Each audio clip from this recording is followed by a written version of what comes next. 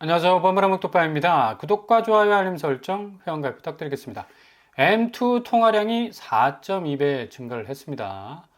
요거 일단은 현금 유동성을 뜻하죠. 그만큼 현금이 마땅히 파킹할 만한 대상을 찾지 못하고 부유물처럼 둥둥둥둥 떠다니고 있다는 얘기고, 동시에 서울 집값이 대출 규제 627 규제가 나오기 직전에 4.19배. 그러니까 M2 통화량과 집값 자체가 거의 뭐 함수 관계처럼 비례하는 그런 어떤 증가 추세를 보였다는 얘기죠. 뭐 거의 완전 똑같다고 말을 해도 될 정도로 그만큼 시중에 많은 자금들이 풀려 있다는 얘기입니다. M2는 이제 광의 통화를 뜻하는 거죠.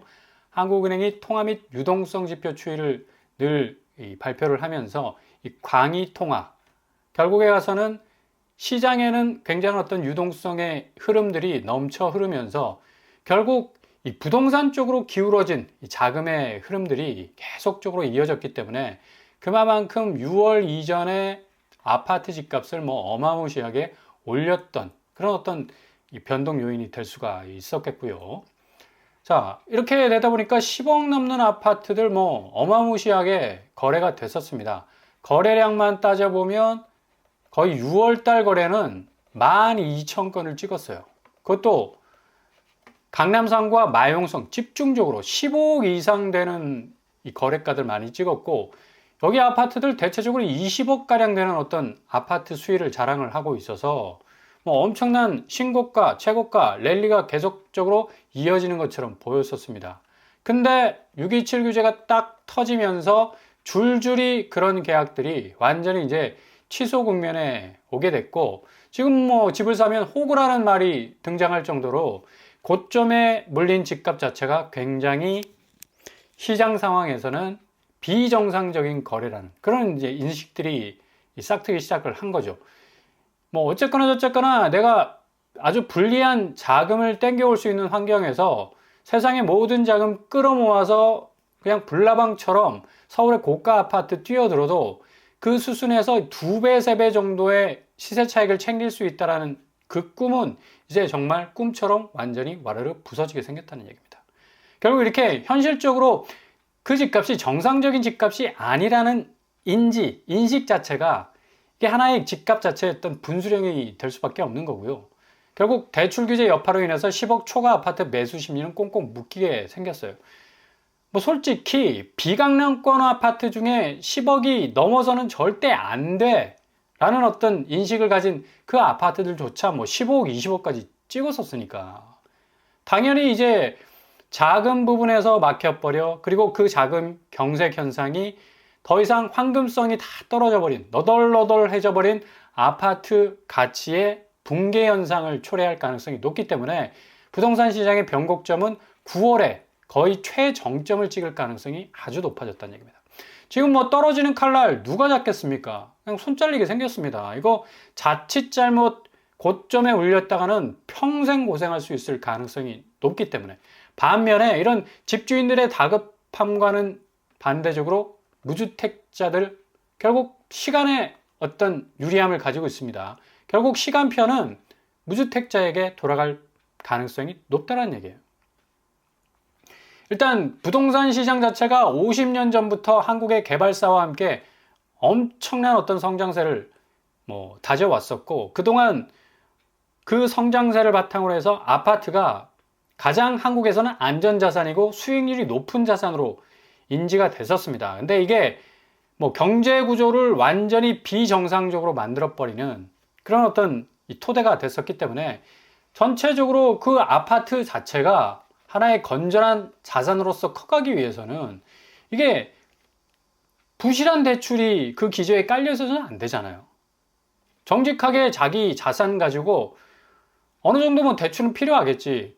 그럼에도 불구하고 자기 자산이 한 7할 정도 이상은 돼야 되는데 이게 거의 뭐 20% 자기 자금 고파이밖에 안 되고 나머지 80%는 뭐 다 대출로 때렸으니까 나머지 이 공간은 다 시세 차익으로 채울 수 있겠다라는 그런 생각 때문에 계속적으로 부동산 시장이 견인되어 왔습니다.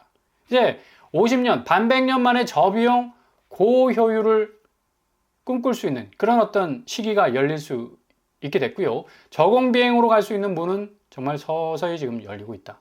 급격한 집값 조정 9월 달부터 본격적으로 시작이 될 거니 잘 지켜보실 수 있길 바랍니다. 일단 수입 물가 부분에 있어서 6개월 만에 상승치를 찍고 있다는 얘기는 지금 자본시장의 흐름 자체가 굉장히 안 좋습니다. 환율 유가 오름세가 있었고요. 이제 이후에 관세 영향도 있을 것 같고, 이게 15% 정도 이제 어느 정도 적정선에서 타협안을 잘 마련한다면 뭔가 한국 경제가 다시 이 어려움에도 허들을 넘어설 수 있는 새로운 어떤 전환점을 맞이할 수 있겠지만, 이게 협상 자체가 난항에 빠져버리면 이거 자산 시장도 굉장히 위축될 수밖에 없고, 지금 부채 위에 세워진 자산 가치 자체가 한꺼번에 와르르 무너질 수 있는 그런 가능성도 충분히 있기 때문에 지금 상당히 예의주시할 수밖에 없는 이 분수령에 와 있는 그런 아파트 시장이라고 볼 수가 있다는 얘기죠. 수출입 물가 지수가 무슨 상관이냐? 엄청난 관계가 있죠. 일단은 구매력 감소.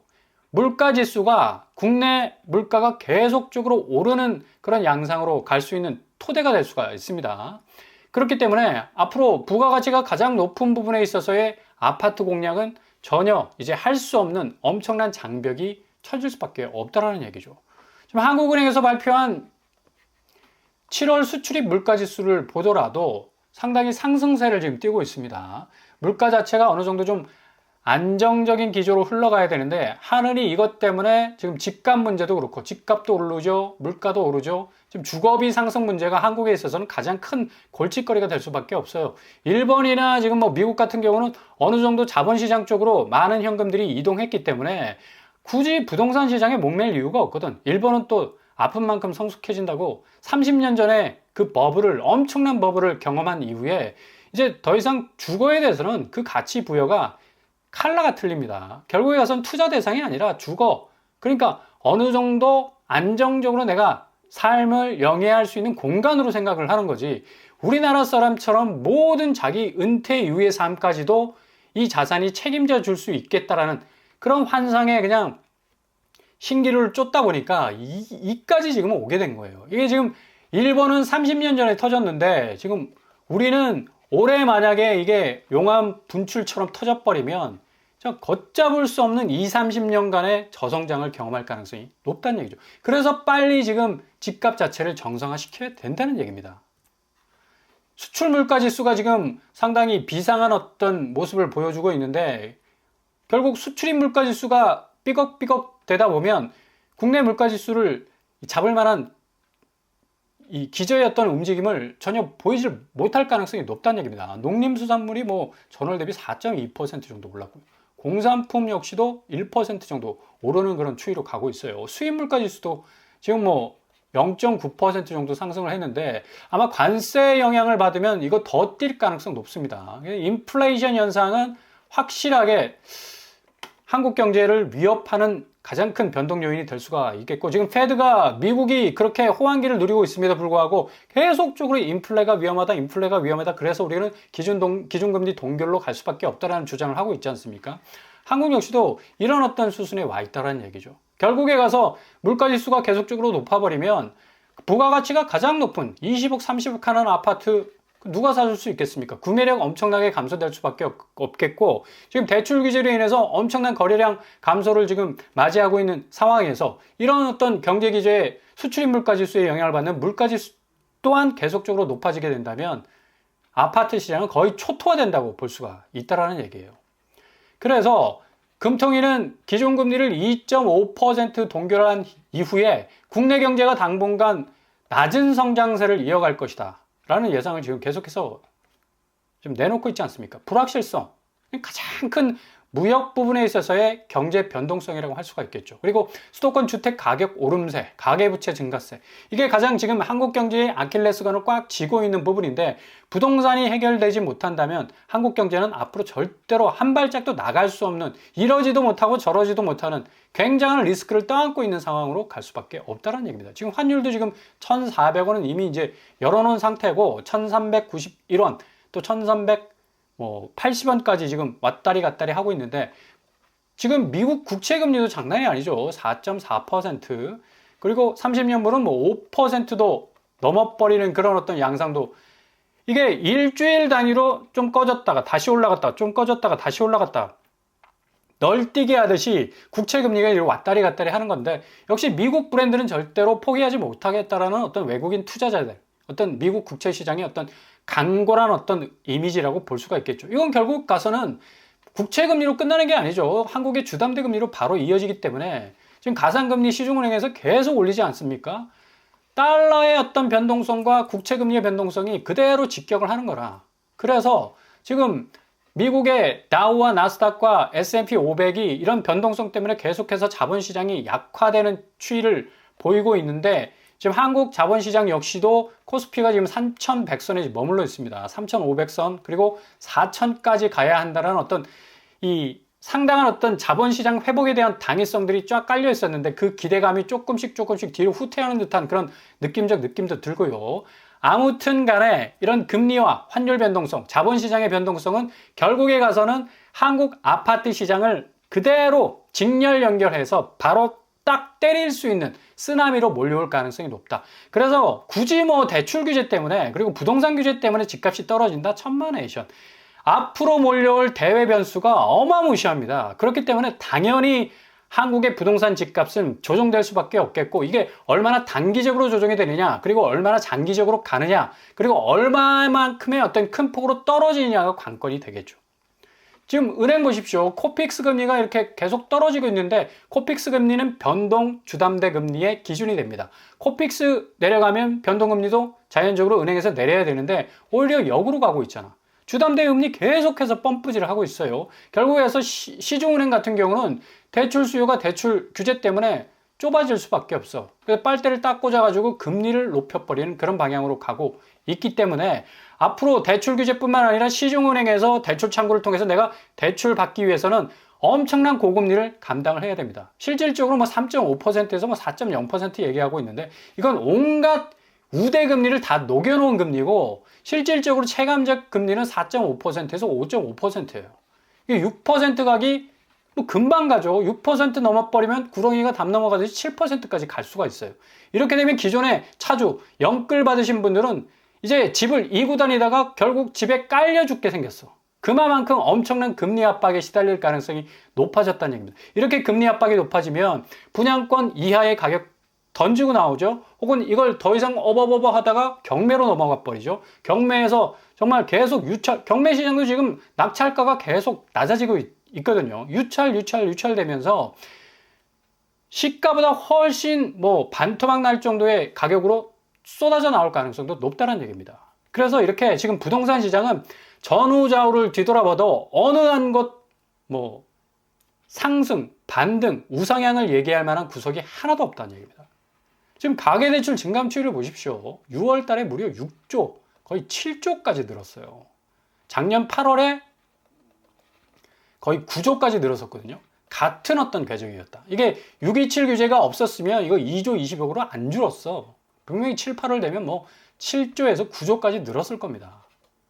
그러니까 이런 급박한 규제가 나왔기 때문에 어느 정도 가계대출 증감 추이에서 감소세를 보였지만, 여전히 주담대 금리는 계속적으로 증가 추세에 있다. 이거 다 이런 돈들 어디로 갔어요? 138억 전세 사기 주범들. 다 그런 식으로 그냥 돈 굴려가지고 사기 쳐가지고 그 무지몽매한 사람들 엄청난 상처를 주고, 그건 씻을 수 없는 상처죠. 자기가 평생 동안 전세보증금 모으기 위해서 그렇게 그냥 있는 살림 없는 살림 다 끌어모아가지고 그 보증금 한순간에 날려버리는데, 이거는 뭐 그냥 1년을 또 감형을 했네. 뭐 피해액 일부 변제를 했다고 해서 뭐 이런 식으로 해서 다 투기적이었던 수요 속으로 다 이 대출 자금들이 흘러 들어갔기 때문에 부동산 시장 자체가 뭐 강남대로 폭발해, 전세 시장은 전세 사기로 폭발해, 이런 여러 가지 부작용들이 계속적으로 일어났다는 얘기입니다. 얘네들이 뭐 영등포, 금천구, 동작구 일대 다가구, 원룸 전부 다 뭐 청년들 또 1인 가구 대상으로 해서 사기를 쳐가지고 135억 원을 그냥 먹었다는 거 아닙니까? 기가 막힌 현실이죠. 국민신한 하나 우리 농협 756조, 이마만큼 대출을 땡겼다라는 얘기는 그 자금이 얼마나 투명한 시장 속에서 실수요자 중심으로 쓰여져 나갔느냐, 이게 아니었다는 얘기죠. 전부 투기판, 사기치고 등치고 그런 용도로 그냥 단기적 시세 차익 빼내기 위해서 그냥 심지어 사람들 보증금 그냥 날려먹는 그런 행위까지도 벌어졌던, 얼마나 부동산 시장이 잘못된, 그러니까 이런 엄청난 자금들이 그렇게 잘못되게 작동되었던 시장 쪽으로 계속적으로 흘러 들어갔기 때문에 지금 올려놓은 시가 자체가 이거는 건전한 시가가 아니란 얘기입니다. 그래서 지금 정부가 고민할 수밖에 없는 거예요. 전세대출 DSR 적용할 수밖에 없는 겁니다.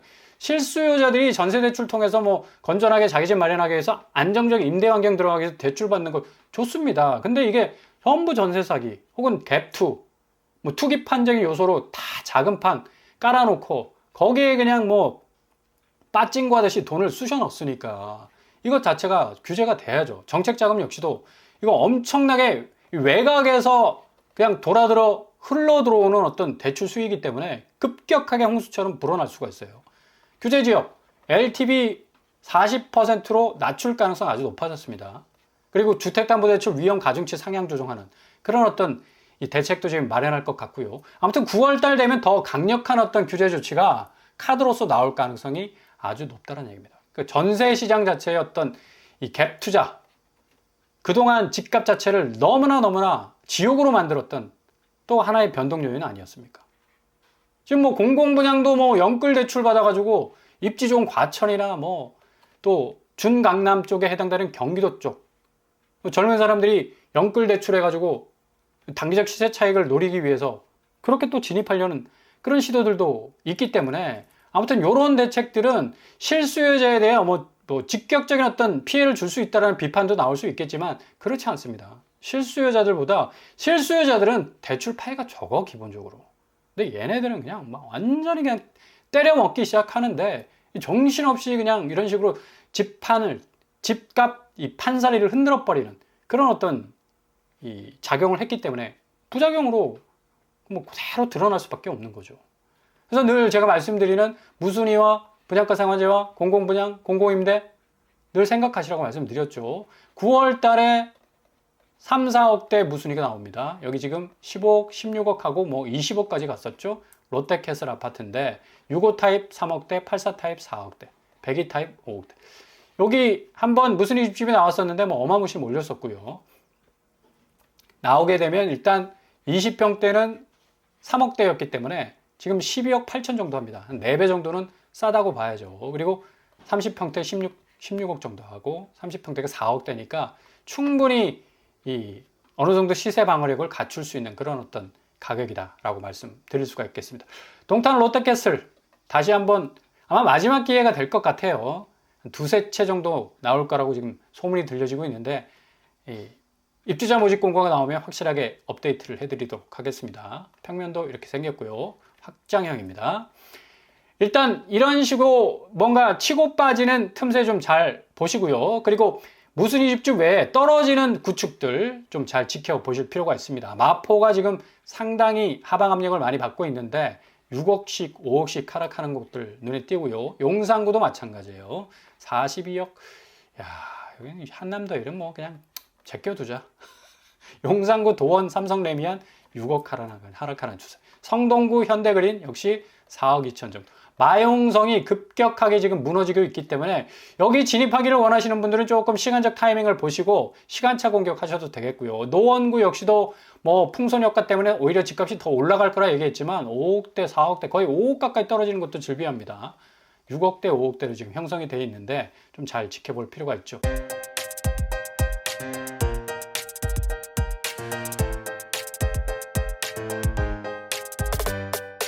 오늘의 부동산 캐릭터죠. 지금 상황 속에서 가장 중요한 것은 일단 디테일하게 매의 눈을 딱 뜨고 지금 상황을 냉정하게 바라보는 겁니다. 우르르 몰려갔다가는 자칫 판단 미스할 수 있어요. 그래서 차분하게 지켜보시면서 골든타임 잡으실 수 있길 바랍니다. 오늘도 응원합니다. 항상 여러분의 길이 꽃길만 되실 수 있길 바랍니다. 이상으로 뻔뻔한 먹덕방을 마치겠습니다. 구독과 좋아요 부탁드립니다. 감사합니다.